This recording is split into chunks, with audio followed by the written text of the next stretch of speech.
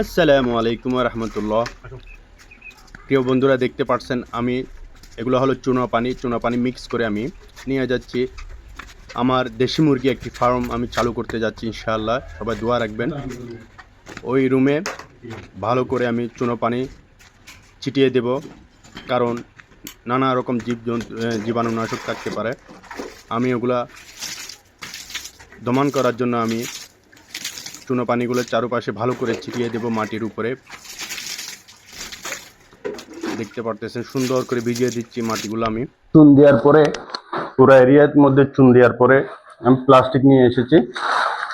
প্লাস্টিকটা বসার পরে আমি গাছের তুষ দিয়ে দেব।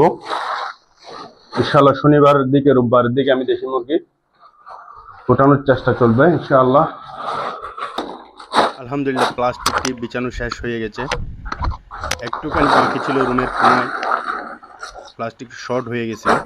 তারপর আলহামদুলিল্লাহ যেটুকু আছে এটুকুর মধ্যে আমি আমার সেরে নিয়েছি। তুষের বস্তা 4 বস্তা নিয়ে এসেছিলাম 160 টাকা করে। আমার এতগুলো লাগবে না এই জায়গায়, আমার 1.5 বস্তা 2 বস্তার কাছাকাছি লাগবে আলহামদুলিল্লাহ। তারপর আমি সুন্দর করে যতটুক জায়গা আছে সব জায়গায় বিলিয়ে দিলাম একটু শুকানোর জন্য।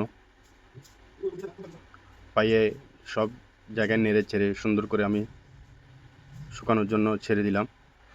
1-2 দিন শুকাবে।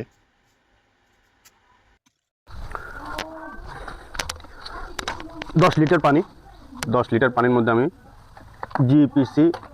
জিপিসি জীবাণুনাশক যেটা আছে, এটা 1 লিটার 5 লিটার পানিতে 1 মিলি করে। তো আমি এখানে 10 লিটার পানি যেহেতু আছে, আমি ওই হিসাবে এই ওষুধগুলো দেব, জীবাণুনাশক দেব 2 মিলি হিসাবে। এই 1 মিলি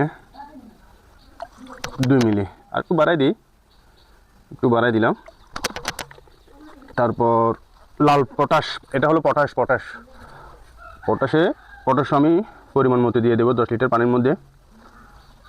এটা থাকে একটুখানি পটাশগুলো এই দিয়ে দিলাম। লাল হয়ে যাচ্ছে, দেখুন পানির কালার কী রকম হয়ে গেছে। আমি একটু যদি কাছে নিয়ে এসে দেখাই আপনাদের, পটাশটা দেওয়ার পরে দেখুন পানিরটার কালার একরকম হয়ে গিয়েছে, খুব সুন্দর। এখন ভালো করে মিক্স করে সুন্দর করে স্প্রে করে দেব। এই যে আমার রুমে চলে আসলাম, সুন্দর করে ভালো করে স্প্রে করে দেব। তুষগুলো এখনও ভিজা, দেখি কালকে যদি হয় ইনশাল্লাহ মুরগি নিয়ে আসবো। আপনারা দেখবেন ভালো করে স্প্রে করে দিচ্ছি। এটার উপরে স্প্রে করে দেব, ইয়ের উপরে, তুষের উপরে। এই যে এদিক দিয়ে ইটা নিয়ে এসেছি, আপনার খাদ্যর যতগুলো আছে ওগুলো নিয়ে এসেছি। আলহামদুলিল্লাহ মোটামুটি সেট আপ রেডি আমার দেশের মুরগির জন্য।